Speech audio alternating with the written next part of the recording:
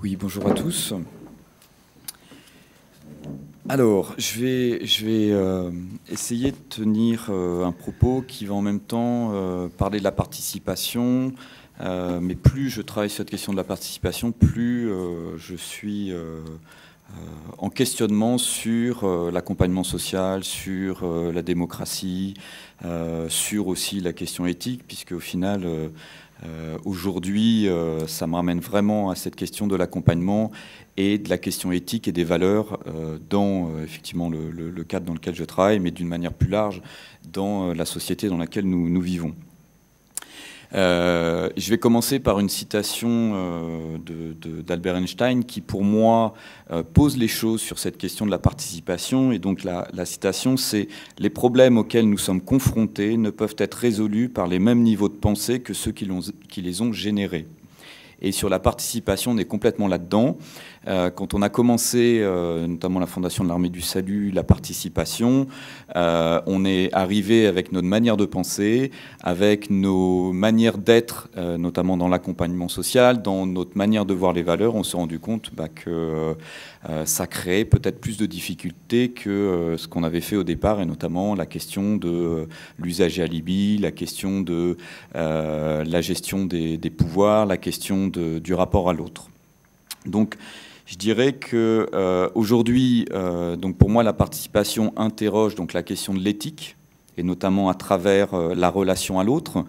Et donc, je pense qu'il faut partir du principe que dans une relation, il y a deux personnes, et que s'il n'y a pas dès la base, la question de la proximité à l'autre, de considérer l'autre comme au-delà d'un mystère, une autre personne avec des compétences, avec des capacités, ça va être compliqué pour travailler sur la participation.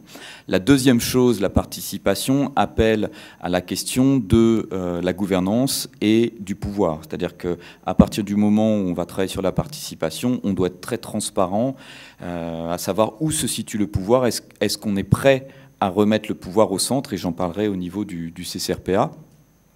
La troisième chose, c'est la question de la citoyenneté, et donc derrière de l'usager acteur, hein, si on reprend les termes de la loi. C'est la question du pouvoir d'agir, hein, que je vais aussi aborder. C'est pour moi aujourd'hui aussi la question de c'est quoi le savoir, c'est quoi la connaissance, puisque souvent on part du principe qu'il y a un savoir académique et on oublie le savoir du vécu, le savoir de l'expérience. Donc ça a commencé à changer avec tout ce qui s'est fait dans le secteur médical, et donc la reconnaissance aussi du malade et du savoir d'expérience qu'a pu amener le malade dans la réforme de la loi. C'est aussi la question de la transformation.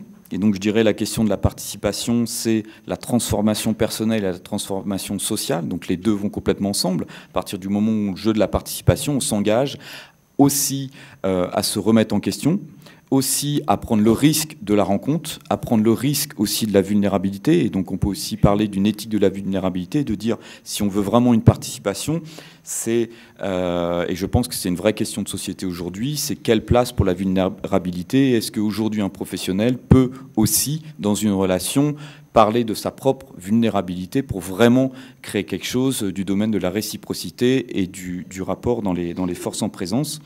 Et donc c'est aussi pour moi la question de la prise de risque aujourd'hui dans le travail social, qui est quand même une vraie question.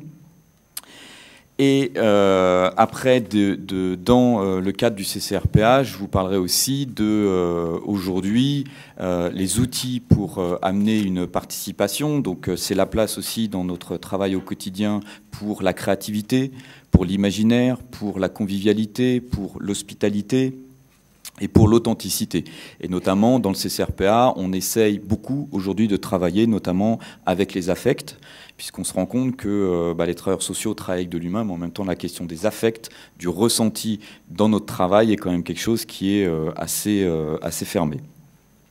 Alors, pour amener un petit peu le cadre légal, donc la participation, donc ça fait un certain nombre d'années qu'on en parle, c'est vraiment arrivé dans notre secteur avec la loi 2002. Alors, je ne sais pas si vous en avez un peu parlé. Ok, donc c'est la loi rénovant l'action sociale et médico-sociale, dite loi 2002, donc qui va ancrer et formaliser un certain nombre d'outils, et donc notamment la mutation de cette notion d'usager, hein, une notion qui est aussi extrêmement remise en question aujourd'hui, sauf qu'on ne sait pas trop quel terme employer, donc chaque association utilise un peu son terme pour ne pas utiliser le terme d'usager. Alors pour ma part, je pense que ce n'est pas tant le terme d'usager qu'il faudrait remettre en question. Moi, il y a une autre notion que je souhaiterais qu'on puisse remettre en question, une notion que j'utilise aussi et que j'ai du mal à déconstruire, c'est la notion de prise en charge. Parce que c'est quelque chose d'assez terrible, puisque ça veut dire que, en gros, on essaye de co-construire, de coproduire quelque chose avec l'autre, mais en même temps, on lui dit qu'on va prendre en charge. Donc ça veut dire, déjà, c'est une notion un peu de possession, et ça veut dire que la charge, on va la prendre pour nous. Donc déjà, en termes d'équivalence, on part assez mal. Donc c'est à travers la notion d'usager citoyen, donc qui est aussi introduit l'idée d'une démocratie sociale, et aussi la notion de gouvernance, donc qui est arrivée dans notre secteur, et donc qui devient un élément de l'appréciation donc du fonctionnement de l'institution, et notamment à travers tout ce qui concerne les questionnaires de satisfaction et les évaluations internes et externes. Et donc cette loi permet de faire émerger l'idée d'un usager acteur, donc qui va venir impacter notamment les enjeux du management dans nos institutions. Pourquoi ? Parce qu'elle pose l'idée que l'usager devient partie prenante d'une institution. Et c'est pour ça, notamment, qu'on a vu réémerger dans notre secteur. Alors, quand ça émerge dans notre secteur, souvent, ça veut dire que ça a émergé dans le secteur médical, mais notamment la théorie de gestion des parties prenantes est complètement arrivée en termes de réflexion dans nos structures. Donc, qui est quand même une théorie de gestion et qui est pensée, notamment, qui est venue des États-Unis, sur le domaine des entreprises, en disant pour qu'une entreprise fasse des bénéfices, il faut que toutes les parties prenantes soient autour de la table, donc aussi bien le client que les fournisseurs, que l'environnement. Et donc aujourd'hui, on voit aussi arriver dans nos secteurs, donc plutôt le secteur des personnes âgées, et la responsabilité sociale et sociétale de l'entreprise avec des normes comme ISO 26000, où on va prendre compte de la théorie des parties prenantes, et on le voit aussi arriver dans les hôpitaux. Donc je ne sais pas forcément si c'est une bonne chose, puisque ça fait quand même aussi appel à une politique néolibérale, et toujours avec des objectifs derrière d'indicateurs de réussite. Donc souvent quand ça arrive dans la question de l'éthique et dans la question de la participation, je pense qu'il faut quand même se poser des questions si on met des objectifs aussi de réussite en termes de participation. Inscrite dans la loi, donc la notion d'usager acteur introduit la démocratie sociale. Donc, comme je l'ai dit, qui va permettre donc aux usagers de devenir partie prenante d'une organisation. Donc, participation aux décisions. Donc là, va se poser la question de permettre, notamment, on le verra à travers les CVS, de savoir est-ce que dans un CVS, on remet vraiment le pouvoir au centre, puisque souvent dans les conseils de la vie sociale, qui sont des instances dans les établissements où des personnes accueillies donc, ont été élues, et donc se retrouvent normalement en situation de position de force, puisqu'ils doivent être en majorité par rapport au nombre de salariés, on aurait la possibilité donc de prendre des décisions qui sont importantes. C'est vrai que dans le CVS de l'établissement que je dirige, j'ai souhaité qu'on puisse mettre en place aussi la question de la préparation du budget de l'année N+1, la question aussi du recrutement, puisque je pense que les personnes accueillies sont à même de savoir si il est plus intéressant d'embaucher un travailleur social ou un maître de maison ou un animateur. Et des fois, ils vont préférer qu'on embauche un animateur ou un maître de maison plutôt qu'un travailleur social qui va leur poser plein de questions dans un bureau. Et donc, ça va modifier notamment le rapport entre le travailleur social et la personne accueillie. Et ça, c'est extrêmement important, puisque aujourd'hui, l'intérêt, c'est que ça met aussi le travailleur social dans une situation un peu d'insécurité. Je pense que quand il y a de l'insécurité, il y a de la vulnérabilité. Donc, ça veut dire derrière, il y a aussi de la créativité, il y a un équilibre dans les relations, et ça crée derrière aussi de l'humanité. Et donc, la participation dans nos institutions peut se décliner à 3 niveaux. Et en fonction du niveau qui va être utilisé, la place de la participation va être complètement différente. Donc, le premier niveau, ça va être le respect des règles de la législation. Et donc, de dire les usagers ont des droits, donc nous devons les appliquer. Donc, en gros, on a un cadre légal, on doit co-construire un projet avec la personne, on doit mettre en place un conseil de vie sociale, on doit travailler sur une charte des personnes accueillies, donc on respecte le cadre légal. Donc le défaut derrière, ça veut dire qu'on applique, et on sait très bien que si on fait juste appliquer, si on met un conseil de vie sociale derrière, ça ne fonctionne pas très bien. Et puis souvent, la première chose qu'on dit quand on dit les droits des personnes, tout de suite, on dit aussi les devoirs. Donc tout de suite, il y a des obligations derrière. Et que souvent, on amène la question du contrat, notamment le contrat de séjour, et donc de la signature du contrat, et je pense qu'on reste à une signature, et donc on ne prend pas vraiment aussi possession de ce que c'est une contractualisation. Puisque la contractualisation, c'est aussi une transparence sur les sujets de droits et de devoirs, et donc c'est un vrai travail aussi à mettre en place. Le deuxième niveau de participation, c'est la participation, en gros, le management, de dire que la participation d'usagers est un levier au changement dans l'institution, et une possibilité d'amener une transformation des fonctionnements et des pratiques, et notamment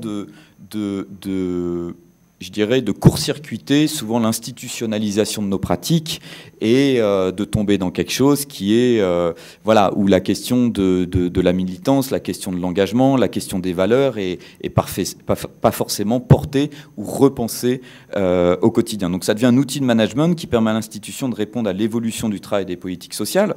Et donc c'est vrai, quand vous mettez autour de la table effectivement des professionnels et des personnes accueillies dans l'établissement, bah, les relations ne sont pas les mêmes, les sujets ne sont pas les mêmes, et quand vous vous permettez de travailler sur les pratiques en travail social et sur les politiques sociales, on est quand même dans une autre dimension, dans une organisation, une autre dynamique dans le travail. Et le troisième niveau, qui pour moi est le niveau le plus important, c'est que c'est une autre façon d'aborder la participation des usagers, repose sur une visée politique des rapports sociaux. Et donc l'usager citoyen, lui aussi inscrit dans un rapport social. C'est que l'usager n'est pas simplement un usager acteur, ça devient un usager citoyen. Et là, ça veut dire qu'on a aussi des forces en présente qui permettent aussi de développer d'autres formes de travail social.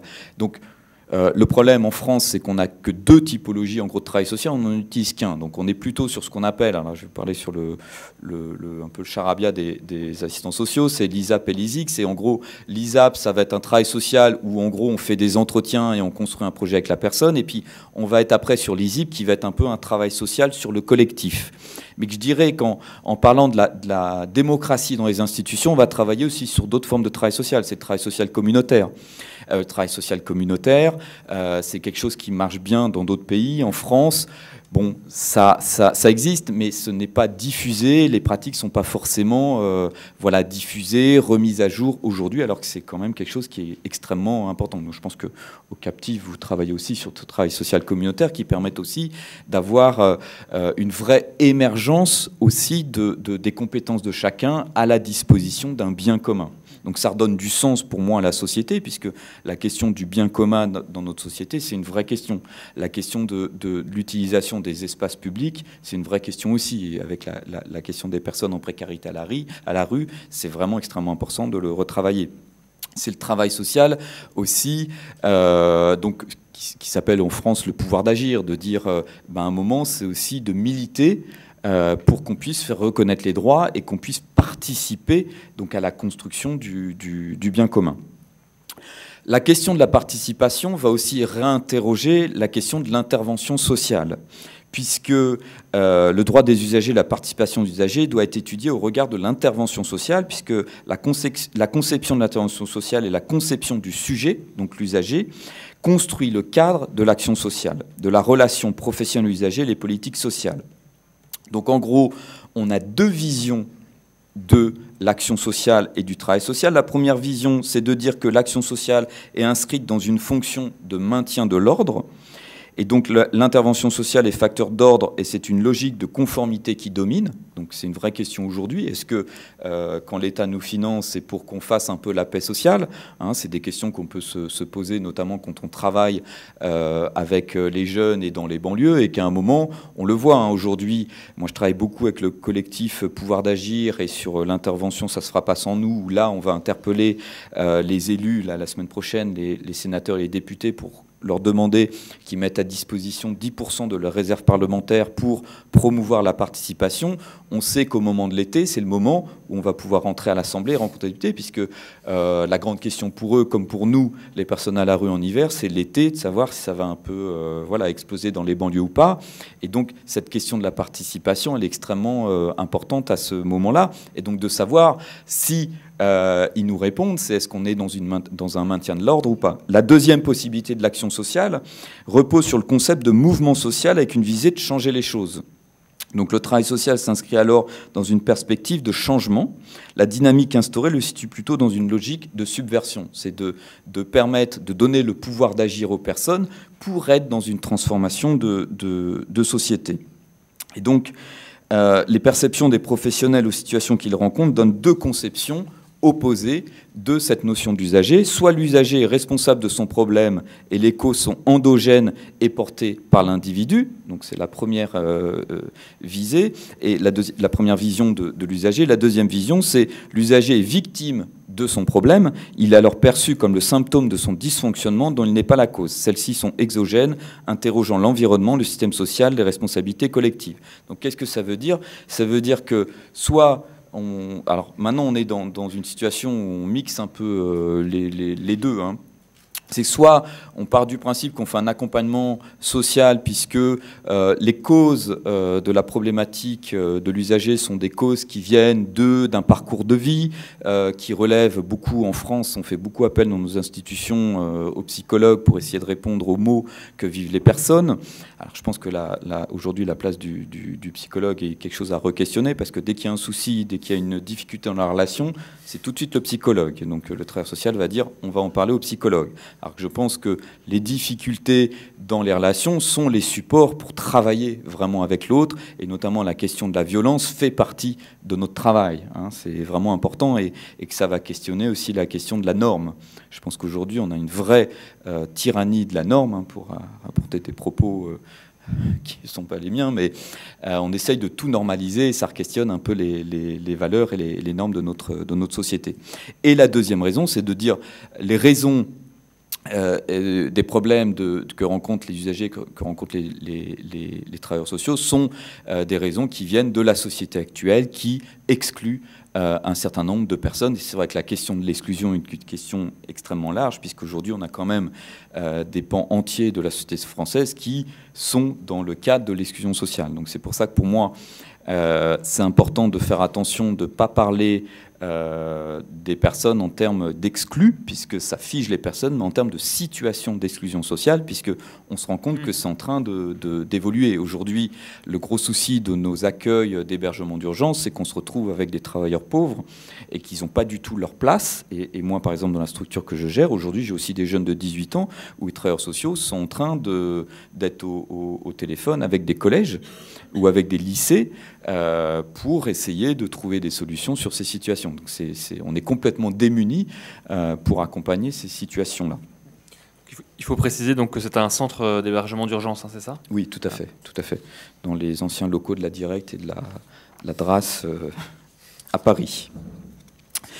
Alors, je vais parler un petit peu, je ne sais pas où j'en suis du temps. Il y a encore 10-15 minutes. D'accord. Voilà, je voulais un peu situer dans le cadre de la loi. Après, je pense qu'il est important aussi, c'est de penser la participation de la loi 2002 au regard de l'évolution de la place de l'usager en tant que citoyen par rapport aux institutions. Donc depuis les années 70, et la loi a fait évoluer aussi. Donc usager, je dirais que nous, tout citoyen, en tant qu'usager en lien avec les institutions, c'est extrêmement important de voir, puisque ça a vraiment basculé. C'est De Gaulle qui, le premier, a commencé à parler de la place de l'usager, et donc on a eu une évolution sur la loi 2002. Donc c'est extrêmement important de reprendre avant aussi, puisqu'il y a une vraie place aussi politique de l'usager dans la société française, avec après tout l'impact de l'Europe aujourd'hui. Donc, je souhaiterais dire quelques mots sur donc, le Conseil consultatif régional des personnes accueillies, puisque aujourd'hui, nous, on est dans une expérimentation. Donc, la chance qu'il y a pour moi, ce que j'ai en tant que directeur et en tant que travailleur social, c'est que cette expérimentation sur la participation, vraiment, me permet et nous permet de re-questionner les valeurs, l'éthique, l'accompagnement social, le projet social qu'on peut avoir, le projet de société, et que ça redonne vraiment un sens, et que personnellement j'y trouve aujourd'hui aussi une transformation personnelle et des éléments pour penser, et que je pense qu'aujourd'hui la participation permet aussi de faire des propositions, je dirais, à la société française en termes de mixité, du vivre ensemble, je dirais, de l'unité dans la diversité, et que cette diversité, elle est importante dans notre société, et c'est une vraie richesse. Le CCRPA Île-de-France, on l'a commencé en 2011. Donc j'ai commencé à l'animer avec une collègue, et très vite on a été confronté à des questions. C'est quoi représenter les gens en situation de pauvreté? Comment on intègre la diversité, puisqu'en même temps on sait qu'aujourd'hui dans les personnes qui sont à la rue, on a une diversité, hein. On a des personnes qui ont 15 ans de rue, on a des personnes qui sont en souffrance psychique, on a des personnes qui viennent de l'étranger, et que dans cette diversité, nos outils d'animation, nos outils pour entrer en lien, ils deviennent très vite caducs, parce que c'est pas forcément simple de mettre tout le monde autour de la table et de dire on va penser l'accompagnement social. On nous a demandé de travailler sur le logement, on nous a demandé de travailler sur le travail social, et qu'au final c'est compliqué. Donc il a fallu à un moment qu'on lâche prise avec notre manière de faire pour pouvoir travailler de manière différente.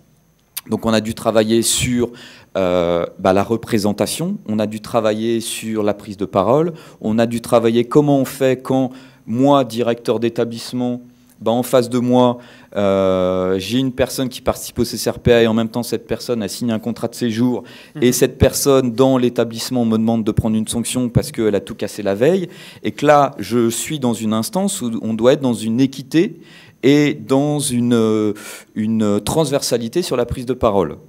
Et que dans l'institution, vous voyez la personne, et dans cet espace, je vais tutoyer cette personne.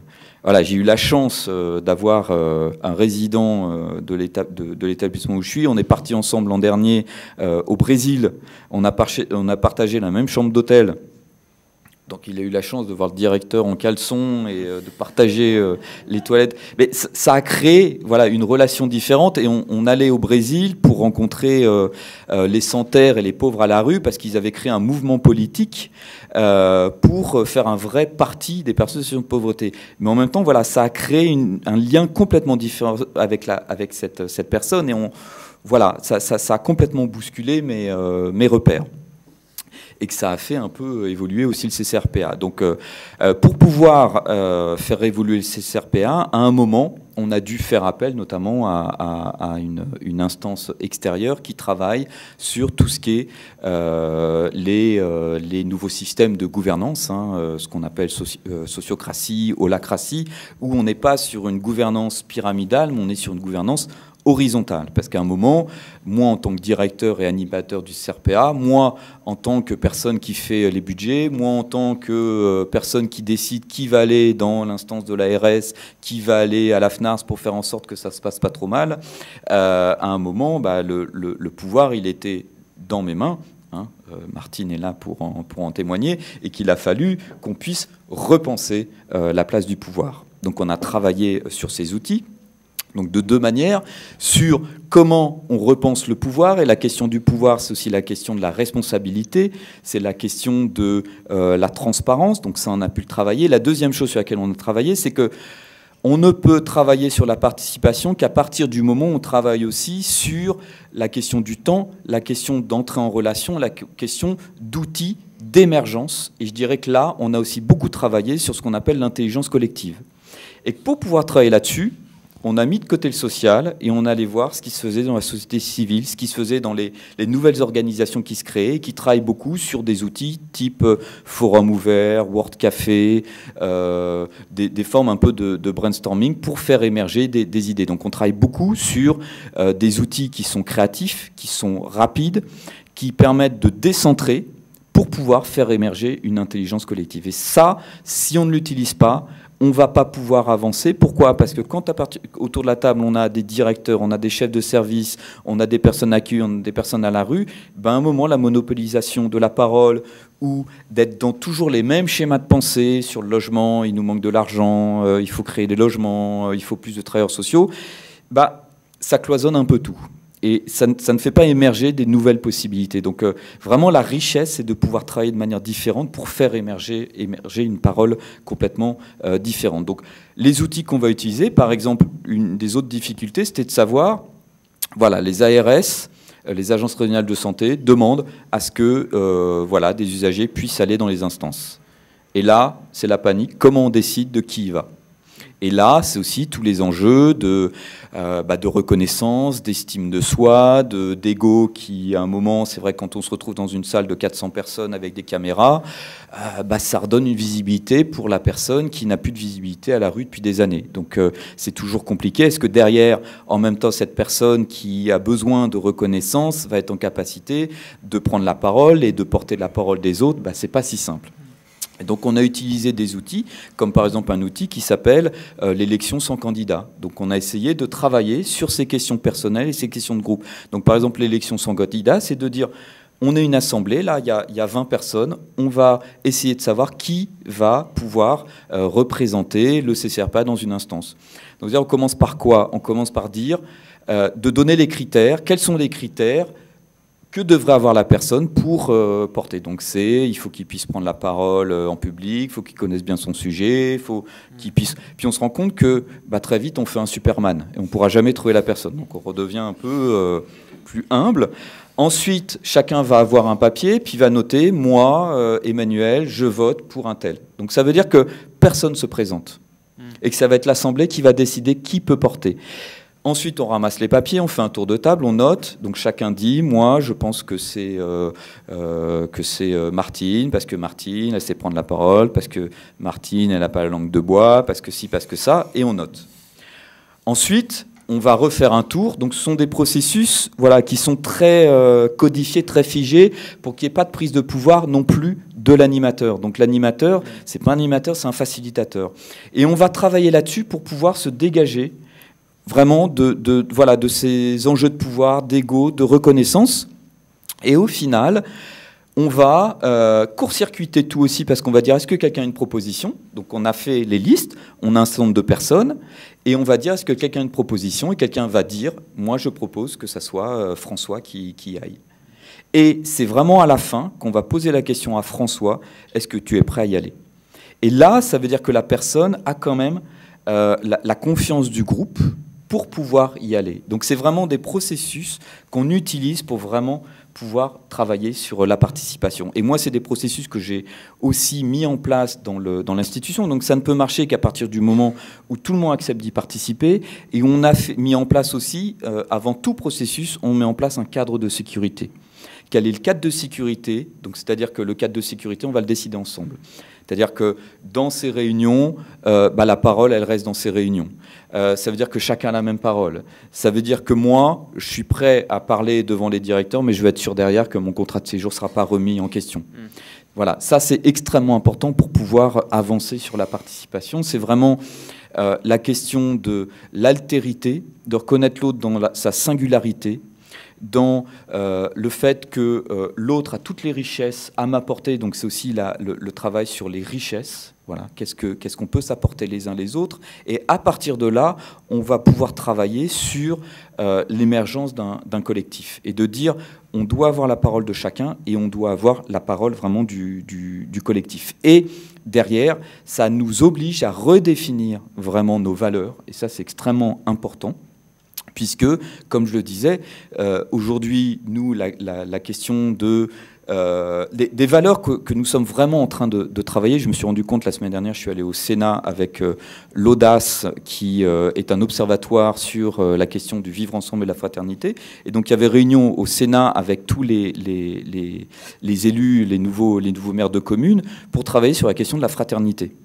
Et c'est extrêmement intéressant puisqu'on s'est rendu compte que autant on a donné à l'État-providence le fait de gérer tout ce qui est liberté, égalité, mais qu'au final la fraternité relève quand même de tout citoyen de la mettre en place. Et on s'en est rendu compte au niveau du CCRPA. Aujourd'hui, on va beaucoup plus intervenir dans des communes ou des instances de citoyens plus que dans des structures ou dans des dispositifs, parce qu'on travaille vraiment sur cette question de la fraternité en termes de citoyenneté.